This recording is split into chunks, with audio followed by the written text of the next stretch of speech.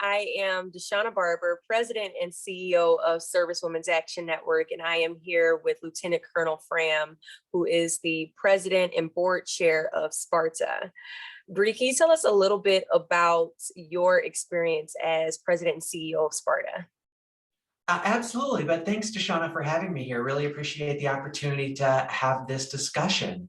As mentioned, active duty Lieutenant Colonel in the United States Space Force. And at the moment, I happen to be the senior most out transgender member in the Department of Defense.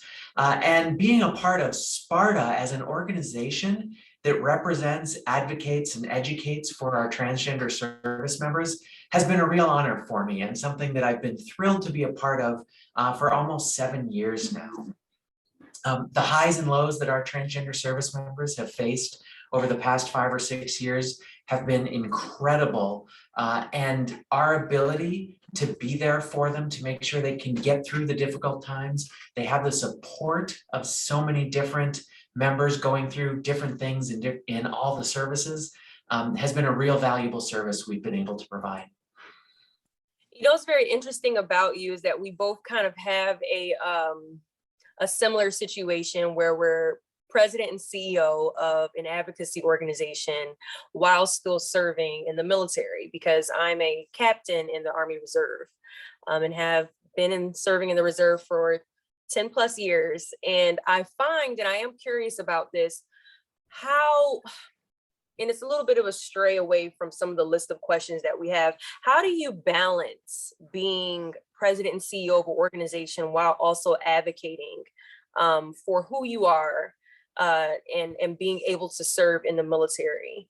Does that ever become somewhat of because I know for me, it becomes somewhat of a battleground, and it can also be a little bit of a conflict of interest. I have to be careful at times about how it is that I operate the organization and what it is that I outwardly say. Absolutely. Those are huge challenges for those of us that particularly are the public face of the organization. How do we separate what we can say while wearing the uniform versus while we're not? And how do we make these issues that may be seen as really contentious or really partisan? And how do we focus on them in a nonpartisan manner where we talk specifically about the issues and the way that they're affecting service members? But through all of that, we have to be really cognizant of the limitations the uniform we wear puts on us at all times. How we speak, what sort of political activity that we engage in, what can we do ethically while we're still service members? So it's a fine line to walk in so many situations, and we've really struggled with that over the past few years. One of the things we've really focused on is you never attack the person. You always attack an idea. You challenge ideas and talk about what people might not be considering in the way they're affecting service members' day-to-day lives. Absolutely. And, you know, that's one thing that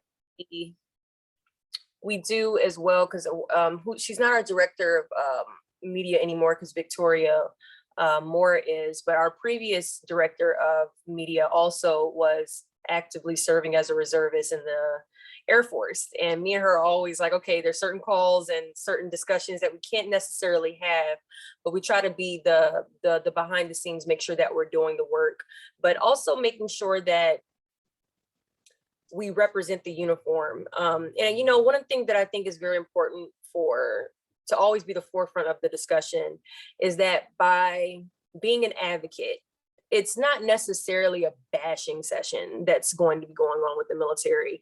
Our goal, especially at SWAN, and one of the reasons why I love still being able to serve, is that the goal is to make the military and improve the military to be one of the best organizations in this country. And that, you know, there's always going to be room for improvement. So our goal is always about improving an organization that we chose to serve. So I couldn't agree with you more on that. The relentless focus on positivity and potential that we can unlock, not just in individuals, but then in the services, because you're right, we all chose to sign up and serve. We care about these institutions. We care about the Constitution that we all swore to defend. It's important for us to focus on How do we get better? How do we achieve those goals and those aspirations that are in those founding documents? Absolutely. I think we all see that vision, like we chose to serve for a reason. It's because we believe in, what the military is founded on, what this country is founded on, and we're willing to put our lives on the line for it. So to know that and challenge the military to do better and be better for the people that it serves is really one of the biggest pieces of being a patriot, is being able to see room for improvement and being able to advocate for it. So that's always very interesting, because oftentimes, you had a little mix up at the beginning, which people won't see the recording of, but it's always an assumption to me that organizations that have their president CEO are not like me, that they're likely retired, they're vets, they're not in anymore. It's very rare to be able to see someone that's still serving and still part of an advocacy group, because it could be a little bit of a, of a challenge. So it is great that we're both still serving this great nation. So thank you for your service and what it is that you're doing right now in the Space Force. It's truly amazing. And we totally went off track, which is totally my fault. It's my fault. Let me get back on these questions. So your background, why is it that you chose to enter into the Space Force? And also why it is that you chose to become president and CEO of SPARTA? Well, moving from the Air Force to the Space Force for me was an easy decision. I'm an astronautical engineer by education, and so space has been a passion of mine since I was real young, and a friend of mine really dragged me almost kicking and screaming to watch Star Trek: The Next Generation with him. But from then on, I wanted to be Geordi. I wanted to make the warp engines work, and space was just everything to me. So this opportunity that came this past year to make the switch, be part of a new military service, create the foundation for a 21st century service, that's an amazing opportunity. And it's kind of similar in why am I part of SPARTA and why have I served in leadership roles, is because we see these possibilities, again, to be better, to do better, to be able to incorporate all these amazing folks, these transgender service members that are serving here at home and deployed all around the world, into the services in a better way that allows them to flourish and the service to flourish right alongside them. So it's really about that opportunity that we see both in individuals and in institutions. Absolutely, I totally agree. And I see that you've been a part of SPARTA since 2014. What was one of the biggest things that encouraged you to join the organization back in 2014? And what was your role back then? Was it just a volunteer? Back then, it was just as a member of, how can I get involved in this organization? Because like many trans people's stories, it takes a while to come into our own, to be willing to acknowledge who we are and to be open and out front with that. I wasn't yet publicly out at that time. So it was connections with some other trans people that I knew that brought me into the orbit of this organization. But we have to remember that in that time frame, back in 2014, trans people could be thrown out of the service at any point, simply for existing. If my participation in SPARTA made it to the wrong year at that point, I could lose the career that I held so dear. So it was a very tight-knit, close word-of-mouth organization at that time.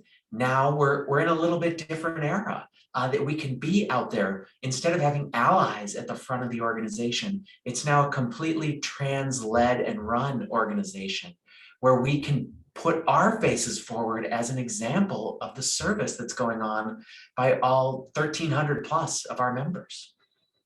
That's amazing.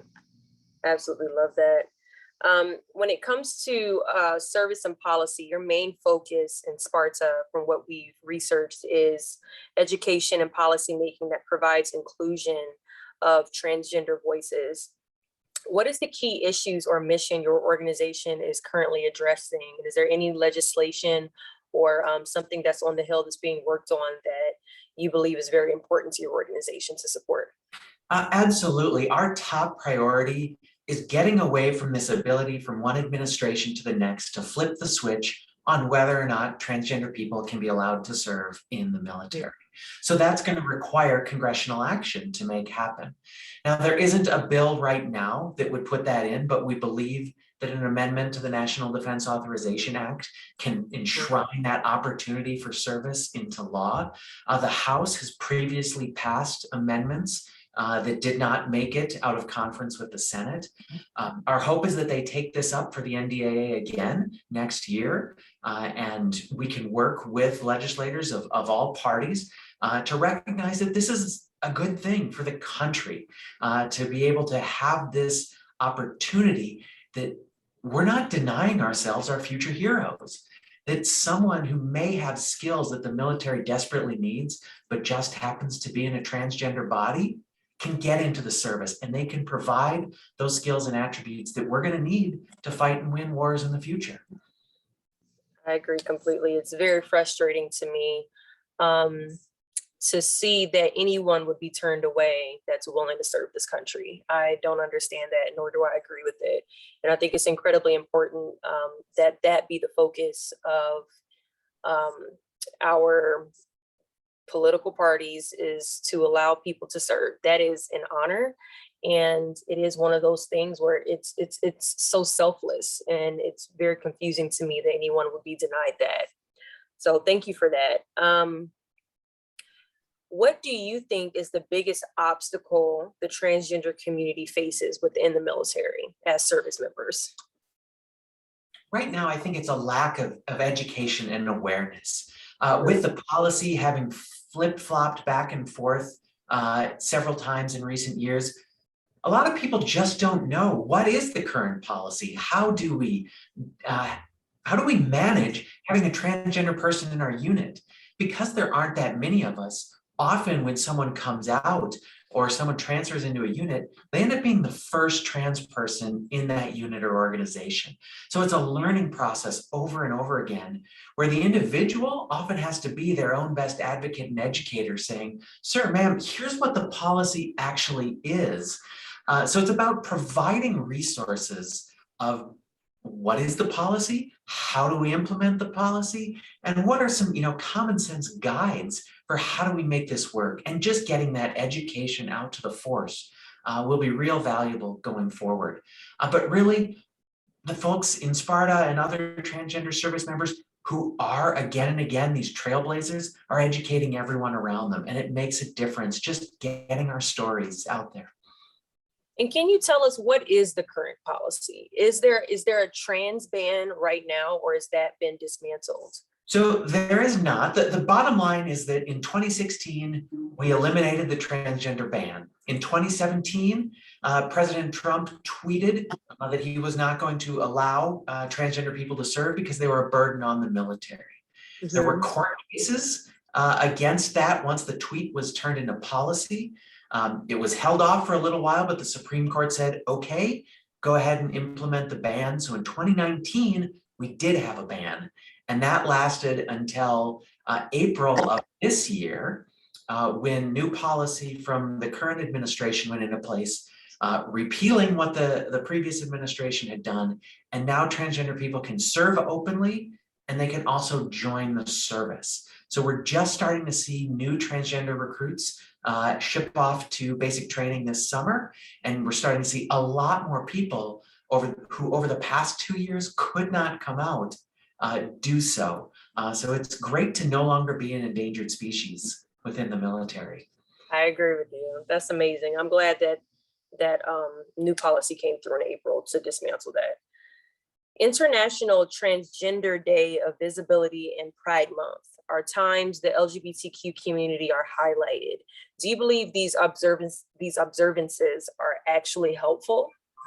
I do, because I think the number one issue we face again is that lack of education, that lack of awareness and visibility. So if there's an opportunity to highlight the stories of some things some incredible trans service members are doing, we jump at that, because that might change just a few more perceptions, challenge someone's biases that they may have just by seeing this soldier or that airman completing their mission and realizing their stereotypes of who or what a trans person is might not be accurate. Absolutely. And visibility is important. And also some level of like community, I think is also works really well for these types of observances and these holidays or these moments for people to come together, because I feel like at moments people probably feel alone, and having these types of days that are about, celebrating a person for who they are, bringing everyone together. I think that sense of community also can help as well. So that's amazing to hear. Um, what is the important thing you would want viewers to know about Sparta? The most important thing I want to know is that we are a resource out there that exists to support our transgender service members.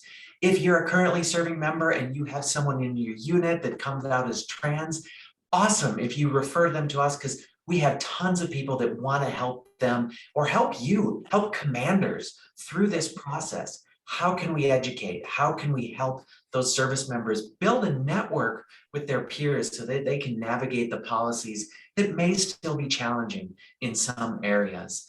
But beyond that, it's always just about that raising awareness, raising visibility, and if you can, supporting our mission in trying to get legislative policy or law in place that puts that opportunity for transgender people to serve into our futures.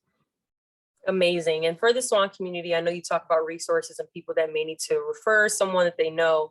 Where is a place where they can get to connect with you all? What are the social media platforms that you all have, and emails and websites or whatever communication you want to put out? Yeah, so I definitely encourage people to check out our website at spartapride.org. We are also on Twitter and Facebook. Sparta Armed Forces on Facebook. You can find us. Our website has email, contact information.